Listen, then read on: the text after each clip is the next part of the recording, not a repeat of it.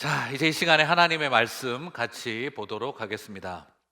성경 말씀 오늘 2020년 마지막 말씀은 창세기 강의 66번째로 창세기 44장 본문이 되겠습니다. 요셉이 그들에게 이르되 너희가 어찌하여 이런 일을 행하였느냐? 나 같은 사람이 점을 잘 치는 줄을 너희는 알지 못하였느냐? 유다가 말하되 우리가 내 주께 무슨 말을 하오리까? 무슨 설명을 하오리까? 우리가 어떻게 우리의 정직함을 나타내리이까? 하나님이 종들의 죄악을 찾아내셨으니 우리와 이 잔에 발견된 자가 다 내 주의 노예가 되겠나이다. 아버지의 생명과 아이의 생명이 서로 하나로 묶여 있거늘 이제 내가 주의 종 우리 아버지에게 돌아갈 때에 아이가 우리와 함께 가지 아니하면 아버지가 아이의 없음을 보고 죽으리니 이같이 되면 종들이 주의 종 우리 아버지가 흰 머리로 슬퍼하며 스올로 내려가게 함이니이다. 주의 종이 내 아버지에게 아이를 담보하기를 내가 이를 아버지께로 데리고 돌아오지 아니하면 영영이 아버지께 죄의 짐을 지리이다 하였사오니 이제 주의 종으로 그 아이를 대신하여 머물러 있어 내 주의 종이 되게 하시고 그 아이는 그의 형제들과 함께 올려 보내소서. 아멘. 네, 오늘은 이제 창세기 강의 66번째고 이제 요셉과 형님들의 갈등이 이제 완전히 봉합되어지는 말씀을 살펴보면서 올해 2020년 마지막 말씀을 전하려고 합니다. 자, 연말을 앞두고 아무래도 뭔가 마무리해야 한다 하는 생각이 우리의 마음속에 늘 생깁니다. 나는 올해 2020년을 어떻게 살아왔고 오늘 올해에는 나는 꼭 이것만큼은 매듭을 짓고 꼭지를 이제 닫고 싶다 하는 것들이 아마 있으실 것 같아요. 물론 2020년이라고 하는 한 해의 열매를 결론 내고 싶어 하는 것도 있으시겠습니다만 남모르게 마음속 깊은 곳에 간직해왔던 불편했던 관계 3년이 되기도 하고 5년이 되기도 하고 10년이 되기도 했던 많은 그런 복잡한 관계들을 이제는 좀 뭔가 마무리 짓고 매듭하고 싶다 하는 생각이 우리의 삶 속에, 우리의 마음 속에 있을 것 같습니다. 여러분, 어떤 걸 이제 그만 끝내고 싶다 하는 게 있으십니까? 다 하나씩 있지 않을까요? 이젠 정말 이것 좀 끝내고 싶다 하는 것. 제가 오늘 이 이야기를 드리는 것은 그냥 나도 모르게 마음속에 묻어 놓은 채 언젠가 세월 막연히 흘러가면 뭐 알아서 적당히 되겠지 하는 것들이 있지요. 그러나 물론 하나님께서 시간과 세월 속에 희석시켜 주시고 풍화시켜 주셔서 내 마음속에 더 이상 흔적처럼 남아있지 않게 해주시는 것도 분명히 있습니다. 하지만 어떤 계기를 하나님이 인도하셔서 그냥 내버려 둘 것이 아니라 내가 반드시 매듭을 묶어야, 완전히 매듭 지어야 할 어떤 것들이 존재한다는 것도 우리는 잘 알고 있습니다. 오늘 우리는 창세기의 이야기를 살펴보면서 오랜 악연과 같았던 요셉과 유다 그리고 많은 형님들과의 그 복잡했던 가정사가 이제는 하나님께서 매듭 지어주고 계신 것을 바라보면서 오늘 저와 여러분 안에 이제는 정리되어야 할 매듭은 뭐가 있을까? 관계는 뭐가 있을까? 한번 돌아보시며 하나님의 회복의 역사가 일어나게 되시기를 주님의 이름으로 축복합니다. 자, 오늘 본문은 창세기 37장과 38장이 선행되어지고 그 이해가 선행되어져야만 온전히 이해할 수 있는 내용이기도 합니다.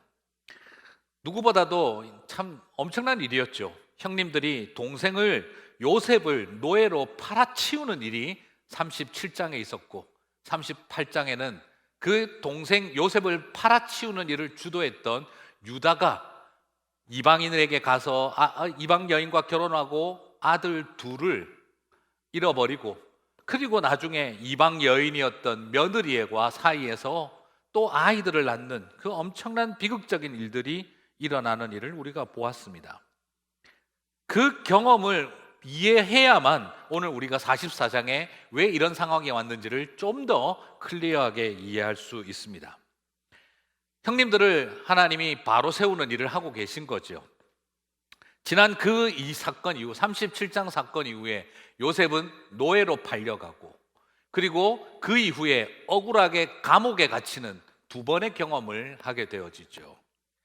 정말 처절하게 형님들에게 노예로 팔려가는 자리, 억울하게 감옥에 갇히는 자리, 어쩌면 요셉의 인생에 있어서는 너무너무 분통하고 원망이 터져서 나오는 처절한 울음이 두 번 정도는 있지 않았을까 싶습니다. 누구나 살아가면서 그런 눈물이 있죠, 그렇죠? 정말 분통해서 너무너무 억울하고 원망스러워서 그 화를 표현할 수 없을 때 서러운 눈물로 터져 나오는 경험. 어쩌면 요셉도 이 두 번의 눈물이 있었습니다.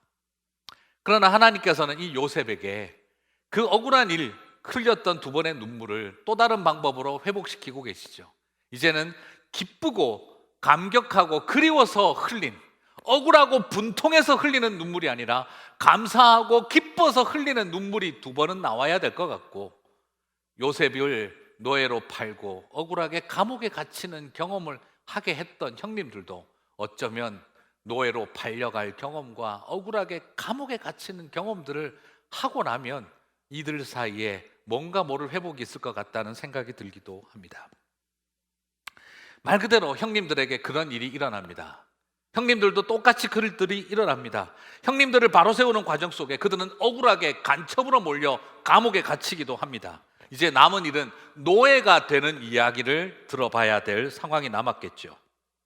지난번 벌써 추수감사절 전에 제가 지난번 억울하게 갇혀야, 억울한 감옥에 갇히는 이야기는 제가 벌써 했기 때문에 오늘은 형님들이 동생을 노예로 팔았던 그때의 사건이 어떻게 다시 반대로 일어나고 있는지를 한번 살펴보도록 하겠습니다. 오늘 이 사건은 양식이 없어서 굶어 죽을 상황에 와서 애굽에 와서 양식을 얻어서 돌아가게 되는 그 중에 터진 사건입니다. 하필이면 벤야민의 곡식 자루에서 물건이 나오고 벤야민을 노예로 끌고 가겠다 하는 요셉의 이야기 다음에 일어나는 이야기죠. 그런데 여기서 재밌는 것은 이 대화의 내용이 너무나 그때 그런 여러 가지 사건들과 대조되고 있다는 것을 발견합니다. 10절에 와서 요셉의 청지기가 말합니다. 그가 이르되 그러면 너희의 말과 같이 하리라. 그것이 누구에게서든지 발견되면 그는 내게 종이 될 것이요 너희는 죄 없으리라. 하나만 내가 노예로 삼고 나머지는 죄 없다 치고 돌려보내겠다 이 말이죠. 자, 그리고 나중에 요셉도 똑같이 말합니다. 17절에서 보시면 요셉이 이르되 내가 결코 그리하지 아니하리라. 잔이 그 손에서 발견된 자만 내 종이 되고 너희는 평안히 너희 아버지께로 도로 올라갈 것이니라. 자, 두 번에 걸쳐서 벤야민만 남기고 나머지는 노예로 안 만들고 책망도 안 하고 돌려보내주겠다라고 합니다. 요셉을 노예로 팔았던 형님들에게 큰 테스트가 주어진 것이죠. 노예로 팔았던 너희들이 벤야민을 노예로 만들겠다는 일에 어떻게 반응을 보일는지 굉장히 궁금해지는 대목이 되었습니다. 형님들이 여전히 요셉을 팔아치울 때처럼 변하지 않고 그렇게 분노로 으르렁거리는 늑대 같은 단계에 있다고 한다면 그들은 어떤 태도를 보였을까요? 와, 손 안 대고 코 푸는 일이다.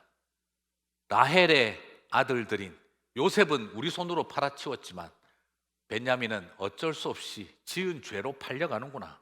이제 이 집안에 우리의 눈에 가십거리들은 없어졌다라고 했겠죠. 하지만 만약 형님들이 회개하고 변했다면 그들은 어떤 태도를 취하게 될까요? 오늘 우리는 여기에서 하나님 하신 일을 보게 되어집니다. 요셉을 유다로 파는 일을, 노예로 파는 일을 누가 주도했었습니까? 우리가 많은 분들이 의외로 이미 창세기 강론을 저랑 들으신 분들은 잘 알겠습니다만 사람 이름을 놓치는 경우가 많이 있습니다. 그냥 형님들이 막연히 그랬겠지라고 생각하지만 창세기 37장을 정확하게 읽어보면 우리가 기억하시는 것처럼 요셉을 노예로 파는 일을 주도한 사람은 유다였습니다. 우리들의 손에 피를 묻힐 이유가 없다라고 하며 저 이방인들에게 팔아 넘기자라고 했습니다. 우리 손으로 죽이는, 피 흘리는 일을 하지 말자. 그래도 우리의 형제 아니냐, 우리 손으로 죽이지 말자. 대신에 간접 살인을 함으로써 이 문제를 해결하자라고 제안했던 사람이죠. 배다른 동생, 눈에 보기도 싫었던 라헬 어머니의 아들 요셉과 벤야민, 유다는 그래서 요셉을 노예로 파는 일을 주도하고 있었던 것이죠. 그렇다고 한다면 오늘 이 자리에 만약에 유다가 있다면 어떻게 될까요? 요셉을 파는 일을 주도했던 유다가 있다면 벤야민도 기회다 생각하며 팔아치울 가능성이 누구보다 높지 않겠습니까? 그렇게 되면 오늘 이야기는 게임 끝이죠. 하지만 우리는 창세기 38장을 이미 읽어본 사람들입니다. 자기 아들이 둘이 죽는 것을 봤습니다. 이방인이지만 자기 아내가 죽는 것도 봤습니다. 우리는 그렇게 살아왔던 유다의 인생을 알고 있습니다.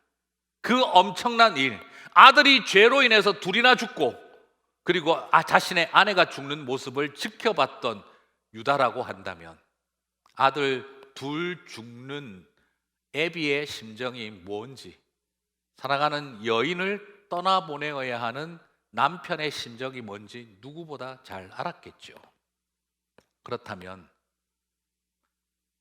많고 많은 아들 중에 하나 없어진 것이 아니라 아들을 잃어버린 아버지 이스라엘의 심정을 누구보다 잘 알게 된 사람, 사랑하는 아내 라헬을 잃어버린 남편의 마음을 누구보다 잘 아는 사람이 유다가 되었다고 한다면 그는 여전히 도끼 어린 미움으로 가득 찬 형님의 얼굴일까요? 아니면 아들을 잃는 고통을 아는 애비의 얼굴일까요?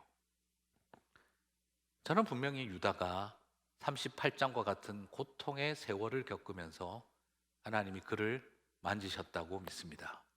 그래서 그는 아버지의 집으로 돌아갔던 거죠. 오늘 15절과 16절을 한번 보시겠습니까?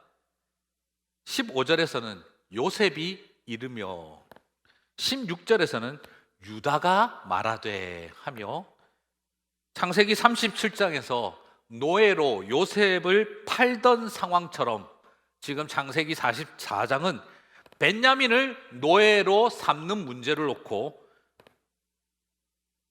요셉과 유다 사이에 대화가 일어납니다.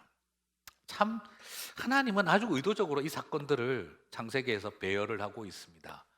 요셉을 노예로 파는 문제를 놓고 유다가 말을 하던 모습처럼 벤야민을 노예로 삼는 문제를 놓고 유다와 그리고 요셉이 대화를 합니다. 요셉 입장에서는 꼴도 보기 싫지 않았을까요?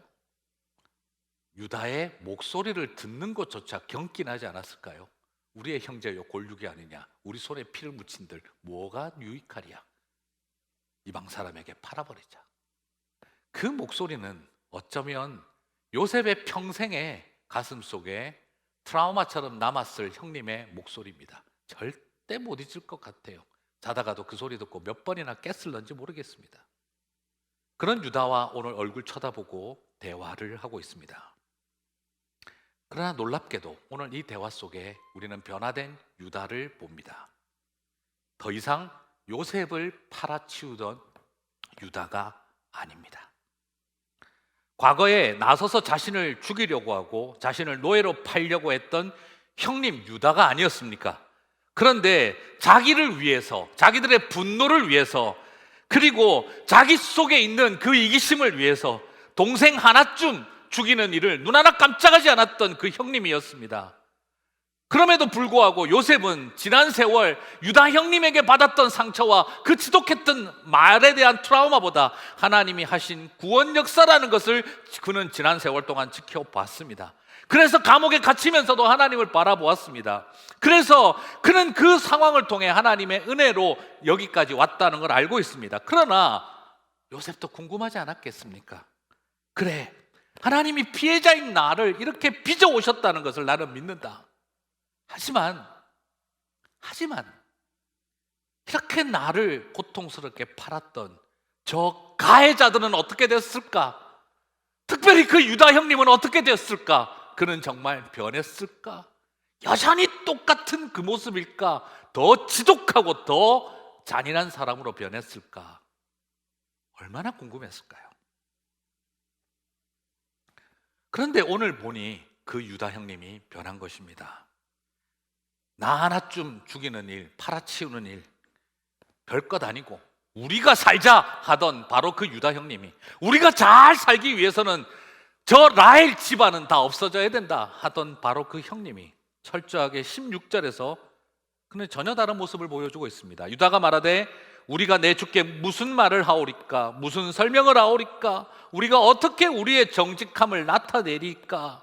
하나님이 종들의 죄악을 찾아내셨으니, 베냐민의 죄라고 말하지 않습니다. 우리들의 죄라고 이야기를 합니다. 종들의 죄악을 찾아내셨으니 우리와 이 잔이 발견된 자가 다 주의 노예가 되겠나이다 라고 말을 합니다. 우리가 잘 살기 위해서는 유다를 노예로 팔아치우자 하던 그가 베냐민 한 사람을 위해서 우리 모두가 다 노예가 되겠다라고 말을 하고 있습니다. 그 싫어하는 라헬 집안의 아들인데 죄 없어도 뒤집어 씌워 팔아치우고 싶은 심정을 가졌을 것 같은데 그의 저지른 죄를 우리 모두의 죄로 여기고 저 벤야민을 위해 우리 모두가 다 노예가 되자라고 말을 하고 있는 것이지요. 그렇습니다. 이 모습 속에 아마 요셉은 깜짝 놀랐을 것입니다. 자기들 잘 살자고 나 팔던 형님이 벤야민 살리자고 노예가 되겠다라고 자처하는 그 모습은 요셉에게는 한없는 감동이었을 것입니다. 무슨 말이죠? 무슨 일이 있었는지 모르겠지만 하나님이 유다 형님을 만지셨구나 하는 것을 그가 보았던 것이죠. 저는 이것을 보면서 너무 마음에 깊은 감사가 있습니다. 하나님은 창세기 38장에서 아들 둘 죽고 아내를 잃어버리고 그리고 며느리 다말 사이에서 아들 아닌 손자, 손자 아닌 아들을, 쌍둥이를 얻는 비극적인 상황을 경험하고 난 다음에 유다는 하나님의 은혜로 변화되었습니다. 악한 말을 하던 유다가, 죽이는 말을 하던 유다가 이제는 살리는 말을 하는 유다로 바뀌었습니다. 노예로 팔던 말을 하던 그가 노예로 희생하겠다는 말을 하는 사람으로 변화되었습니다. 이 일은 하나님이 하신 일이었구나 하는 것이죠. 우리 하나님 참 놀랍습니다. 피해자 요셉을 그렇게 빚어오셨던 것처럼 가해자 유다를 하나님은 그렇게 만져오신 것이지요. 저는 한 해를 마감하는 이 즈음에 이런 하나님의 은혜가 저와 여러분 가운데 있게 되시기를 주님의 이름으로 축복합니다. 한 걸음 더 나아가서 그는 자기의 아버지의 마음을 전합니다. 30절부터 보면은요, 아버지의 생명과 아이의 생명이 서로 하나로 묶여 있거늘 이제 내가 주의 종 우리 아버지에게로 돌아갈 때에 아이가 우리와 함께 가지 아니하면 아버지가 아이의 없음을 보고 죽으시리니. 저는 이 말씀을 보면서 마음이 너무너무 참 아프기도 하고 하나님 은혜를 다시 한번 발견하게 됩니다. 왜요? 어떻게 유다가 아버지의 생명과 아이의 생명이 서로 묶여 있거늘이라는 말을 알았을까요? 여러분은 어떻게 그는 이런 말을 할 수 있었을까요? 아버지의 생명과 아들의 생명이 묶여 있습니다. 만약 이 아이가 우리와 함께 가지 않으면 우리 아버지 죽습니다 하는 말을 그가 어떻게 할 수 있었을까요? 그것은 바로 자신의 체험에서 나오는 이야기입니다. 왜요? 유다도 아들 둘 죽는 꼴을 본 아버지 아닙니까? 자식 둘 앞세워 본 경험 있는 아버지 아닙니까? 훌륭하고 위대하고 나라 살리는 일을 했습니까? 하나님을 위해서 순교했습니까? 아닙니다. 하나님 보시기에 악하여 하나님이 죽이신지라. 죄 많아서 죽은 아들들입니다. 그러나 죄로 인하여 죽은 아들들이지만, 죄 짓고 죽은 아들들이지만 그 죽은 아들들 바라보는 애비는 좋았겠습니까? 얼마나 고통스러웠겠습니까? 유다는 생각했겠죠. 요셉을 바라볼 때마다 저 인간은 죽어도 싸고 없어져야 된다라고 생각했겠죠. 그러나 이 세상에 죽어도 싼 인생은 쉽지 않습니다. 많지 않습니다. 없습니다. 내 눈에는 꼴도 보기 싫은 동생이었지만 아버지에게는 생명이 연결된 아들이었던 거죠. 그는 그것을 알았습니다. 그렇기 때문에 하나 잃은 우리 아버지, 둘 잃으면 저 나이에 죽는다 하는 것, 자기도 견디기 힘들었고, 그래서 장기를 찾아가서 하룻밤을 보내지 않았습니까? 이 모든 상황들을 겪었던 유다는 우리 아버지 죽습니다 하는 것을 알고 있습니다. 왜요? 나도 그게 뭔지 알고 있으니까요. 아들 둘 잃어버린 애비니까요. 지금은 서름받고 분노하는 아들 유다가 아니라 아들 둘 잃어버린, 죽는 모습 무덤 세워버린 서러운 애비의 심정으로 그는 이 자리에 서 있는 것이죠. 그래서 자신이 요셉을 팔았던 행동이 어떤 일인지 그는 뒤늦게 뼈저리게 알았던 것입니다. 자식을 먼저 보내는 부모는 땅에 자식을 묻는 것이 아니라 가슴에 묻는다는 말처럼 그것이 무엇을 의미하는지 유다는 자신이 저지른 죄에 대해서 누구보다도 더 알았던 것이지요. 아마도 성경에는 나오지는 않지만 저는 나중에 아버지의 집으로 돌아왔던 유다는 아버지 장막 앞에서 처절하게 울었을 것입니다. 아버지, 제가 돌아왔습니다. 미안합니다. 미안합니다. 아버지에겐 다 말하지 못하지만 그는 가슴 속에서 죄송합니다 아버지 하고 많이 울었을 것입니다. 왜요? 아버지가 아들 잃는 그것 고통이 뭔지 알았기 때문에. 그래서 어쩌면 유다는요, 남은 세월 벤야민에게 특별했는지 모릅니다. 동생을 바라볼 때마다 요셉이 떠올라서 하필이면 왜 이렇게 벤야민 녀석은 요셉을 닮았는지, 어쩌면 그 벤야민을 바라볼 때마다 유다는 자신이 저지른 죄를 돌아보며 그래서 벤야민을 더 챙겼는지도 모르겠습니다. 그래서 예전에 제가 창세기 강의할 때 말씀을 드렸던 것처럼 참 신기하죠. 나중에 남유대 북이스라엘로 갈라질 때 요셉의 아들 둘이가 중심이 되어져서 10지파는 북이스라엘로 갔는데, 그런데 놀랍게도 요셉의 동생인 벤야민은 그쪽으로 가지 않고 거꾸로 유대 지파와 그리고 벤야민 지파가 남쪽을 형성했던 건 어쩌면 그들 사이에 오래 남아 있었던 지은 죄에 대해서 용서받으며 살아왔던 삶의 이야기의 결과는 아닐까 하는 막연한 생각도 들기도 합니다. 그 아버지의 마음을 알았던 그는 나중에 구약에서 가장 아름다운 한마디의 말을 고백합니다. 33절. 이제 주의 종으로 그 아이를 대신하여 머물러 있어 내 주의 종이 되게 하시고 그 아이는 그의 형제들과 함께 올려 보내소서. 무슨 말입니까? 요셉을 팔아치우던 유다가 이제 그 죗값을 치르려고 하고, 베냐민을 위해서 제가 종이 되겠습니다. 제가 노예가 되겠습니다. 이제 이 아이는 우리 아버지에게 보내주십시오. 이 말을 듣고 요셉이 그 정을 억제치 못하고 바로의 궁궐에 들리도록 방성대곡을 한 것입니다. 그리고 그가 소리치는 것이죠. 내가 요셉입니다, 형님. 하나님이 하셨습니다. 소리치기 시작한 것입니다. 그는 알았던 것이지요. 자신들을 위해서 나를 노예로 팔던 유다 형님이 이제는 내 동생 벤야민을 위해서 노예가 되겠다고 하는 그 모습 속에 하나님이 뭔지 모르겠지만 유다 형님을 만지셨구나.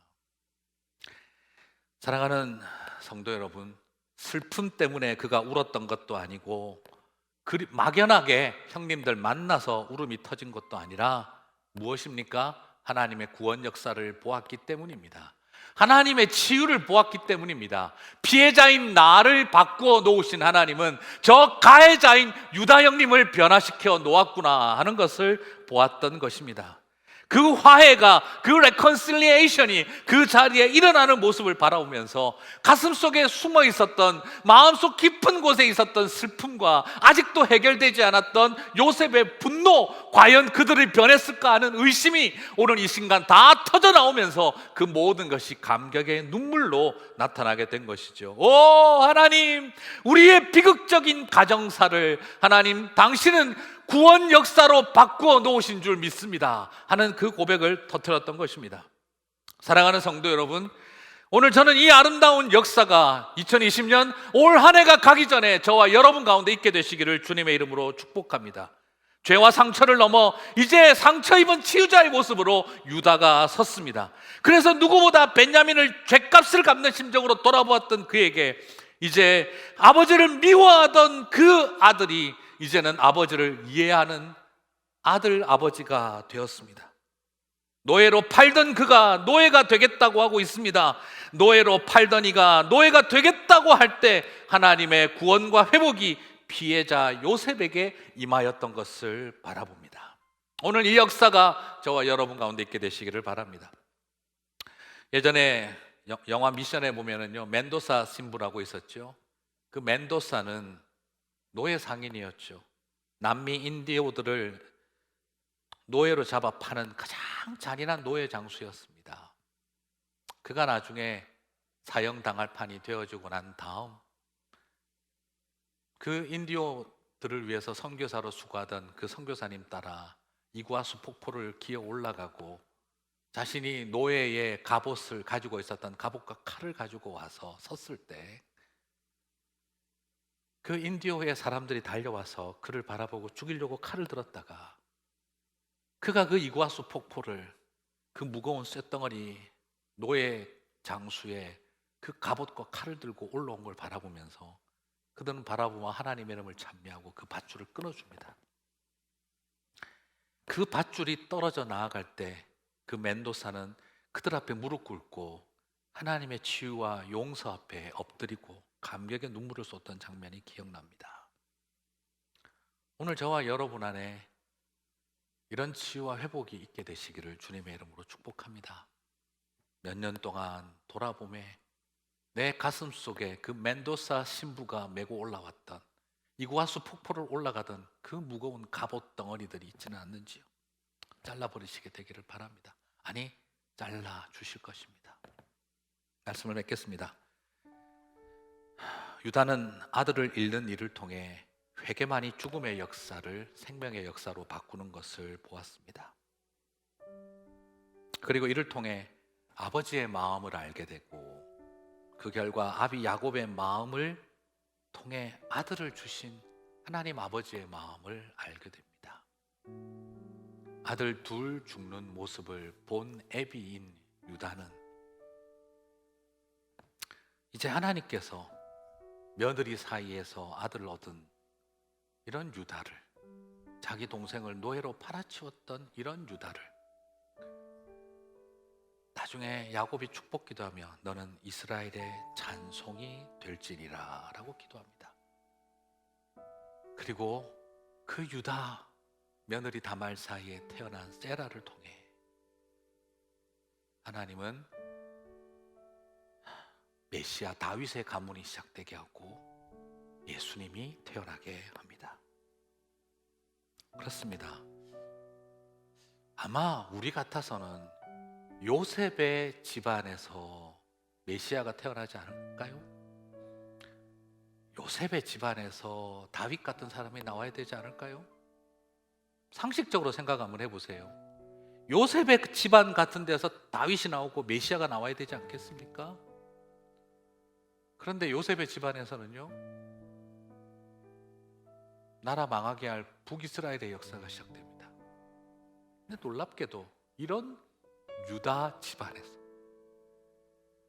이런 유다가 베냐민을 끌어안고 남유다를 지켜가게 하고 다윗의 길을 걸어가게 된 사람, 그래서 이 땅에 오신 메시아 예수 그리스도의 족보로 이어가게 했습니다. 누구보다도 예수 그리스도의 모형, 타이폴로지라고 할 만한 요셉이 아니라 왜 하나님은 이런 유다와 같은 사람을 찬송으로 삼으시고 다윗의 자손 되게 하셨을까요? 저는 이것이 오늘 우리에게 주시는 소망입니다. 그래요, 저와 여러분은 완벽해서 하나님 쓰시는 거 아닙니다.